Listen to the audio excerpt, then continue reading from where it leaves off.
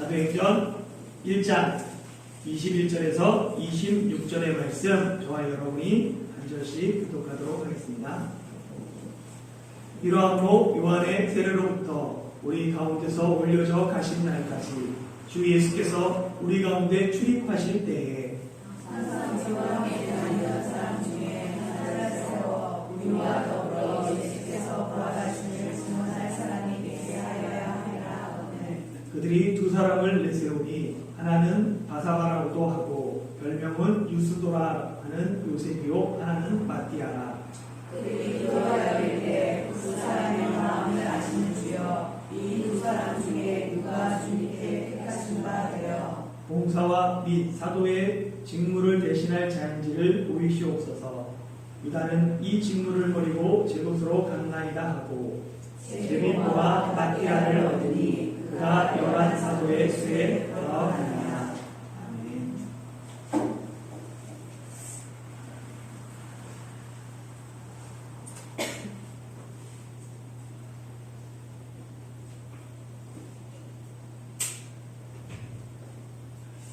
사도행전 1장을 한번 복습해보도록 하겠습니다. 我们来复习一下《使徒行传》1章的结构。 사도행전 1장은 크게 예수님의 명령과 사도들의 순종으로 사도행전 1장을 한번 복습해보도록 하겠습니다. 我们来复习一下《使徒行传》1章的结构。 사도행전 1장은 크게 예수님의 명령과 사도들의 순종으로 나눠집니다. 第1章《使徒行传》大致分为耶稣的命令和使徒的顺从。 예수님의 명령은 두 가지로 약속한 것을 기다리라 그리고 내 증인이 되리라입니다. 耶稣的命令有两种，一个是等待承诺，二是成为我的见证人。 그리고 사도들의 순종은 약속한 것을 기다리며 증인을 충원했습니다. 然后使徒们顺从的等待约定补充的证人。 지금 우리가 가지고 있는 성경은 장과 절이 구분되어 있어서 필요한 말씀을 찾기 쉽습니다. 现在我们拥有的圣经分为章和节，所以很容易找到需要的章节。 그러나 이 성경이 처음부터 장과 절이 구분되어 있던 것이 아닙니다. 但是圣经并不是从一开始就分为章和节。 현재 남아있는 가장 오래된 사본, 원본을 이렇게 그대로 옮겨 쓴 필사본을 남아있는데 거기 보면 성경을 문단으로 구분해 놓았습니다. 现存最古老的副本将圣经分为尾段。 성경의 장과 절은 인쇄술이 발달하면서 이 성경을 출판하면서 시작되었어요. 圣经的章节是随着印刷术的发展，圣经的出版而开始的。 먼저 장이 나뉘고 그 다음에 절이 나눠졌습니다. 先分章后分节。 이를 통해 현재 우리는 성경을 쉽게 찾을 수 있어요. 通过这些，我们现在很容易找到圣经。 그런데 성경을 읽을 때 장보다 중요한 것이 문단입니다. 但读圣经时，文段比章更重要。 성경은 문단을 보면 동그라미로 구분해 놓았어요. 圣经将文条划分为圆形， 그리고 대부분 출판사에서 문단마다 소제목을 달아놨습니다. 而且大部分出版社在每个文坛都设置了小标题。 그래서 이 소제목을 보면 대충 내용이 무엇인지 알 수 있어요. 所以看看小标题就知道文坛的内容是什么。 성경의 최소 단위는 절이 아닌 문단입니다. 圣经的最小单位不是节，而是文坛。 성경을 절로 해석하면 본래 의미와 다른 말씀이 되는 경우들이 있습니다. 用节解释圣经，有时会与本意不一样。 예를 들어 교인이 사업을 시작하면 가장 많이 사용되는 성경 구절이 욥기 8장 7절이죠.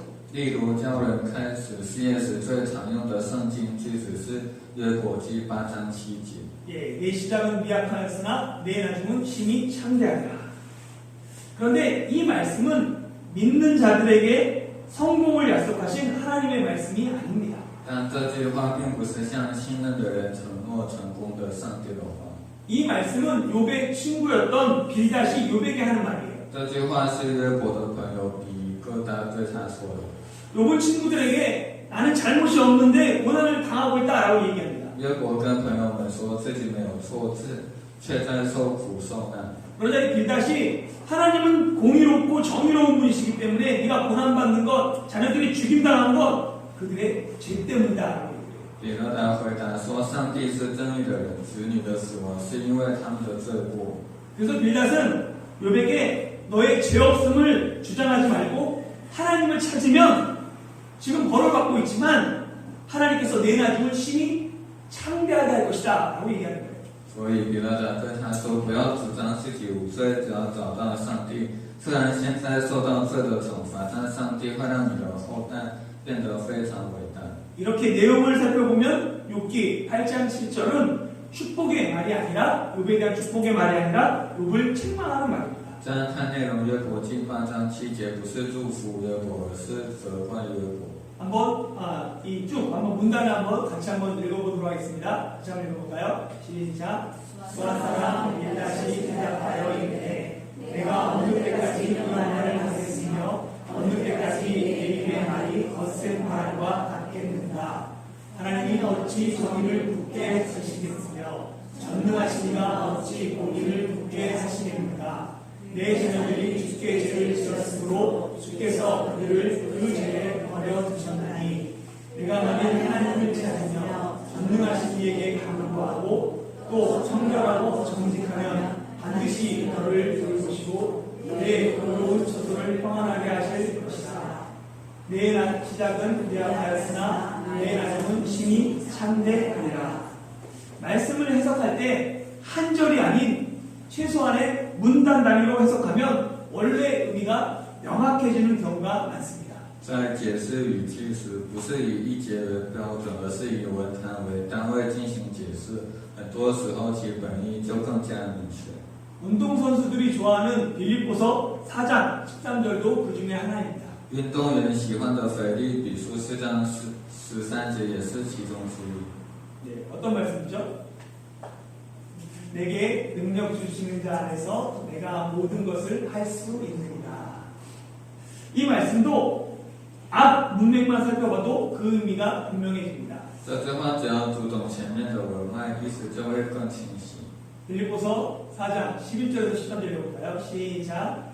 내가 불평함으로 말하는 것이 아니라 어떠한 형편이든지 나는 자족하기를 배웠노니 나는 비전에 처할 줄도 알고 풍부에 처할 줄도 알아. 모든 일 곧 배부름과 배고픔과 풍부와 궁핍에도 처할 줄 아는 일체의 비결을 배웠노라.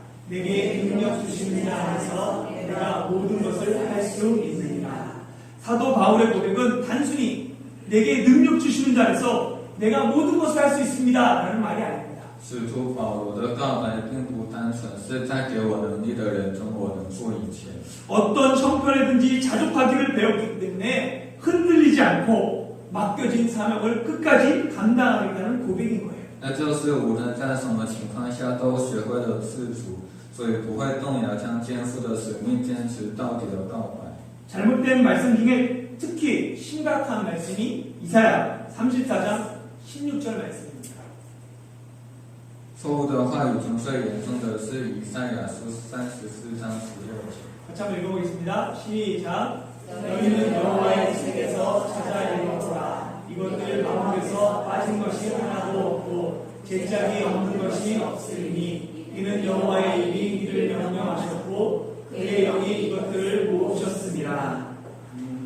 이 말씀을 가지고 성경에는 모두 짝이 있다. 그 짝을 찾아서 해석해야지 진정한 의미를 알게 된다라고 말하는 사람들이 있습니다. 有人说这些话圣经里都有另一半，只有找到另一半解释，才能知道它的真正含义。 주로 이단들이 이렇게 얘기합니다. 只要是异端这样说。 그런데 이 말씀에 기록된 앞뒤만 읽어봐도 제 짝이 성경 말씀, 성경 구절을 의미하는 것이 아니라 짐승의 짝을 의미하는 것을 알 수 있습니다. 但只要读到这段文字记载的前后，就可以知道我的另一半并不是在说圣经里的句子，而是在说野兽们的另一半。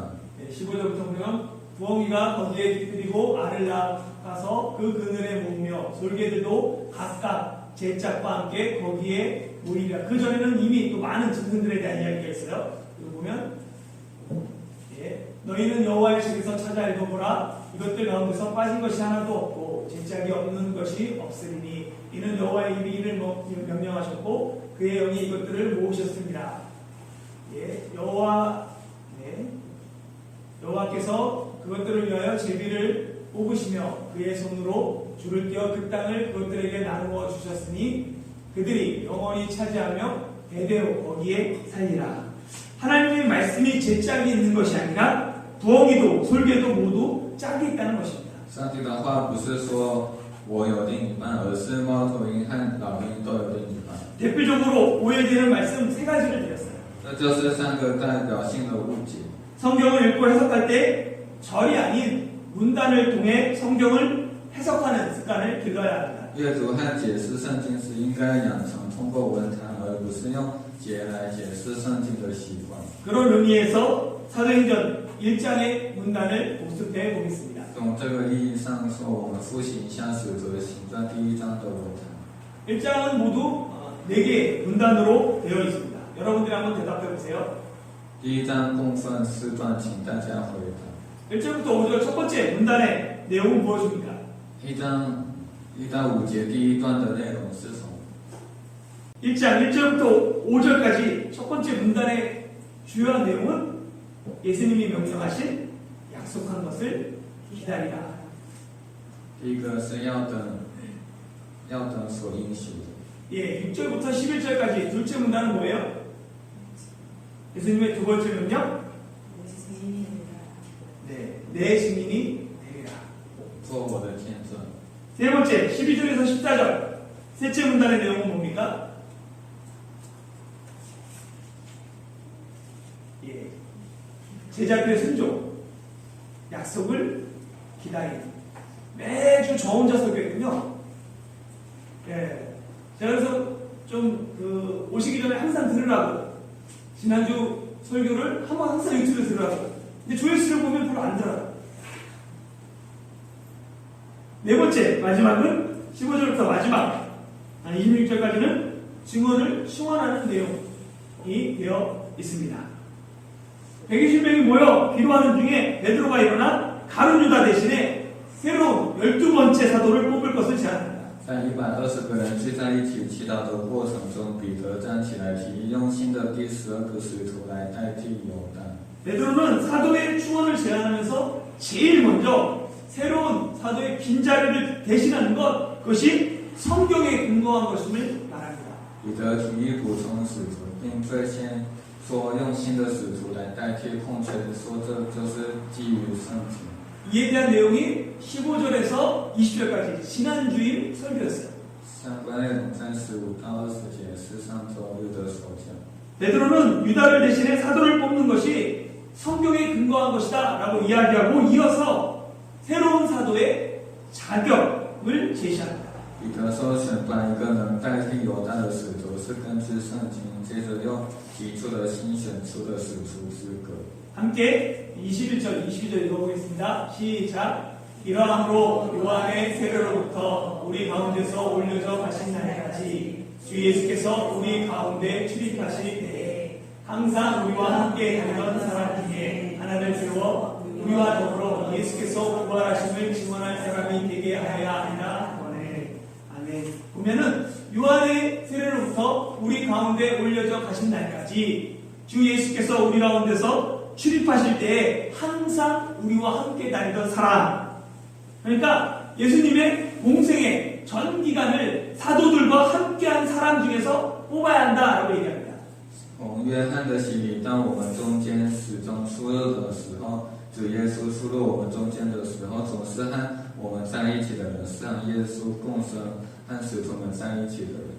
사도의 조건은 예수님의 공생애를 함께한 사람이어야 합니다. 使徒的条件是和耶稣的共生之爱， 왜냐하면 사도란 예수님의 증인이기 때문에. 因为使徒是耶稣的见证人。 특히 사도는 예수님의 증인으로 뭘 증인하냐면 예수께서 부활하심을 증언할 사람이어야 합니다. 使徒是耶稣的证人，是证明耶稣复活的人。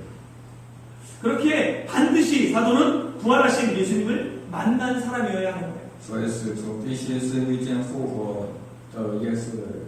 만약 부활의 주님을 만나지 못한 사람이 예수님의 부활을 증언한다면 사람들이 예수님의 부활을 믿을 수 없었을 거예요.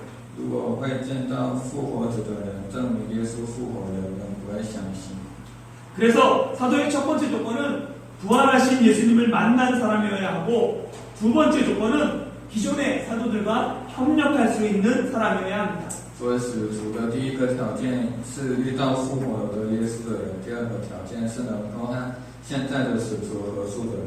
그래서 사도 후보로 예수님께서 제자들 가운데 출입하실 때 항상 함께 다니던 사람 중에 한 사람을 세우기를 원했습니다. 所以作为使徒耶稣出入弟子中间时，总是希望能够是他们其中的一个。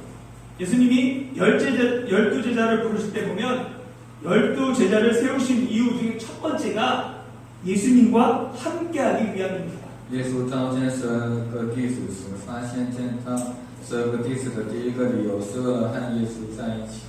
예, 마가복음 3장 14절에서 15절 읽어볼게요. 시작. 이에 12를 세우셨으니 이는 자기와 함께 있게 하시고 또 보내사 전도도 하며 귀신을 내쫓는 권능도 가지게 하려 하십니다.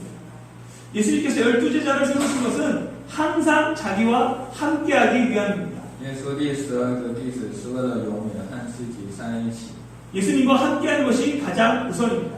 和耶稣在一起是第一位。 그 다음에 보내사 전도도 하고 귀신을 내쫓는 능력도 주시는 거예요. 接下来就是差他们去传道，并给他们权柄干。 능력 있는 사람보다 항상 함께하는 사람이 더 귀합니다. 比起有能力的人，经常在一起的人更珍贵。 못생긴 나무가 산을 지킨다라는 말이 있어요. 俗话说“丑树护山 잘생긴 나무는 사람들이 다 배워가지만 못생긴 나무는 아무도 거들떠보지 않습니다. ”， 长得帅的树大家都砍了，但长得丑的树没人理它。 결국 못생긴 나무는 끝까지 남아서 산을 지키는 고목이 돼요. 所以最终丑陋的树会留到最后，成为守护山的古树。 못생긴 나무와 마찬가지로 하나님은 세상에 강한 자가 아닌 약한 자를 통해 역사를 이루십니다. 和丑树一样，上帝不是通过世上的强者，而是通过弱者来实现历史。 하나님의 역사는 있는 자들이 아니라 천하고 멸시받고 없는 자들을 통해 지금도 이루어지고 있습니다. 上帝的历史不是通过有，而是通过卑贱、蔑视没有的人实现的。 못생기고 부족한 나무가 결국 하나님 나라의 고목이 됨을 믿으시기 바랍니다. 相信丑陋不止的树木，最终会成为上帝国家的古树。 아멘입니까? 네, 그러면 저는 금방 배임을 당할 것 같아요. 我马上就要被砍了。 네, 그래도 감사하게 반응이 있어서 감사한데요. 아무래도 저는 잘생겼기 때문에 금방 배임을 당하고 아마 여러분들은 계속 나올 것 같아요. 베드로가 제시한 조건에 합당한 두 사람을 추천합니다. 符合彼得推荐提出的条件有两 한번 个。 23절 읽어볼까요? 시작. 그들이 두 사람을 내세우니 하나는 바사바라고 하고 별명은 유스도라고 하는 요셉이요 하나는 마띠아라. 요셉과 마띠아 두 사람이 추천됐는데 사람들에게 어떤 사람이 더 잘 알려져 있었을까요? 约瑟和马提亚两人被推荐，谁更被人熟知呢？ 여러 이름으로 불렸던 요셉입니다. 以各种名字称呼的约瑟。 요셉은 바사바라고도 불렸고 유스도라고도 불렸습니다. 约瑟又称巴撒巴，又名犹士图。 바사바는 안식일의 아들이라는 뜻이고 유스도는 로마식 이름으로 의로운 자라는 뜻입니다. 巴撒巴是安息日之子的意思，犹士图是罗马式的名字，意为义者。 유대인들은 이름의 순서 매우 중시합니다. 希伯 먼저 기록된 이름이 그리고 여러 가지 이름으로 불렸던 요셉이 마띠아보다 새로운 사도로 더 적합해 보이고 유력해 보였습니다. 犹大人非常重视名字的圣息，所以先被记录，后被称之为各种名字的约瑟，比马提亚更适合作为新的使徒。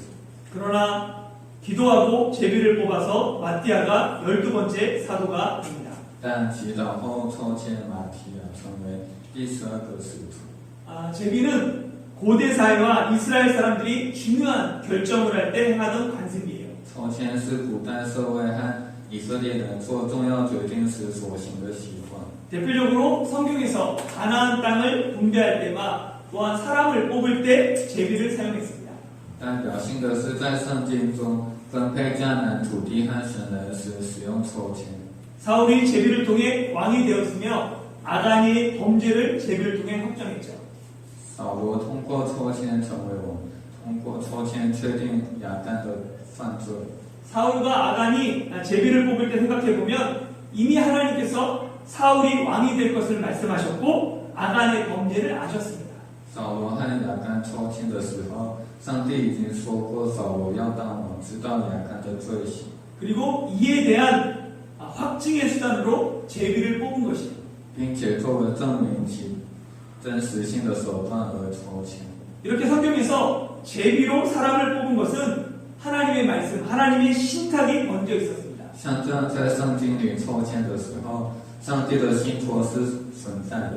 그러니까 하나님의 말씀이 우선이고 제비 뽑기는 하나님 말씀을 확인하는 하나의 도구입니다. 所以上帝的话是优先，抽签是确认上帝的话的一个工具。 제비 뽑기는 하나님의 주권을 인정하고 최후의 결정을 하나님께 맡겨드리는 좋은 점이 있지만 우리의 책임과 의무를 뒤로하고 미신에 사로잡힐 위험이 있습니다.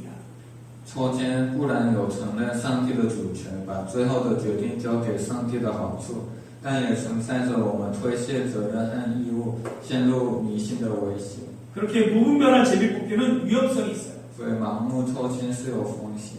그리고 마태아가 뽑힌 과정을 보면 제비 뽑기 전에 엄정한 기준과 심사를 통해 추천이 먼저 이루어졌음을 잊지 말아야 합니다.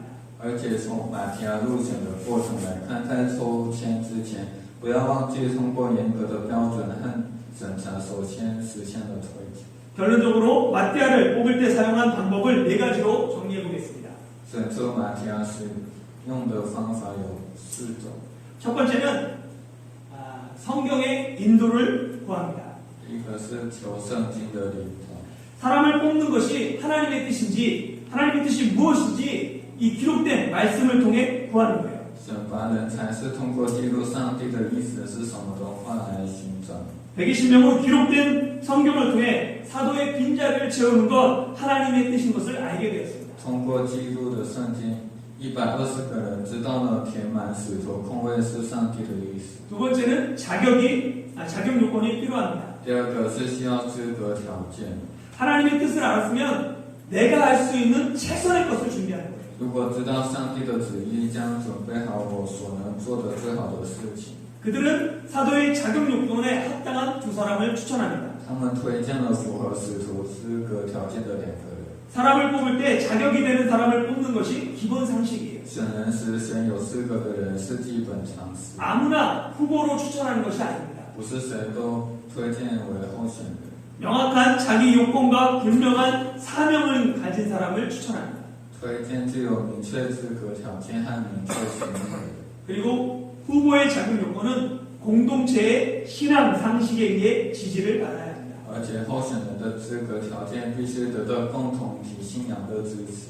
세 번째는 기도합니다. 第三个是要祈祷， 내가 최선의 준비를 다했을지라도 기도해야 합니다. 即使我做了最好的准备，也要祈祷。 그들은 추천한 2사람을 놓고 모든 사람이 한 마음으로 주님께서 결정해달라고 기도했습니다. 他们祈祷着对推荐的2个人，大家万众一心有主。 사람을 세울 때 결과를 하나님께서 인도하시기를 기도하는 것이죠. 一人是要祈祷，结果由上帝引导。 네 번째는 제비를 뽑았습니다. 第四个是抽签， 제비 뽑기가 꼭 성경적인 것은 아닙니다. 抽签不一定是圣经， 그러나 이 투표로만 사람을 뽑으면 사람의 인기에 연연하게 되고 또 때에 따라서는 뽑힌 사람이 교만해지기도 합니다. 但是如果只通过投票来选拔人，那就会对人气产生迷恋，有时也会使被选拔的人变得骄傲。 그래서 교회에서조차 사람을 세울 때 많은 여러 잡음이 들리기도 해요. 所以教会在见人时也会出现很多杂音。 그렇게 공동체가 엄격하게 자격을 심사한 후 최후의 결정은 추첨을 통해 하나님께 맡기는 방법도 좋은 방법입니다. 所以共同体严格审查资格后，最后决定通过抽签交给上帝的方法也是好方法。 그렇지만 이 추천 방법만이 성경적이다라고 주장하는 것도 조심해야 해요. 但是也要小心，主张抽签方式才是圣经性质。 왜냐하면 성령 강림 이후로는 제비뽑기가 등장하지 않습니다. 因为在圣灵降临后，抽签就不会登场了。 예수님이 제자들을 뽑을 때 제비뽑기 하지 않았어요. 耶稣选弟子是没有抽签， 마찬가지로 성령님께서 사람을 세울 때 추첨하지 않았습니다. 同样圣灵在立人时也没有抽签。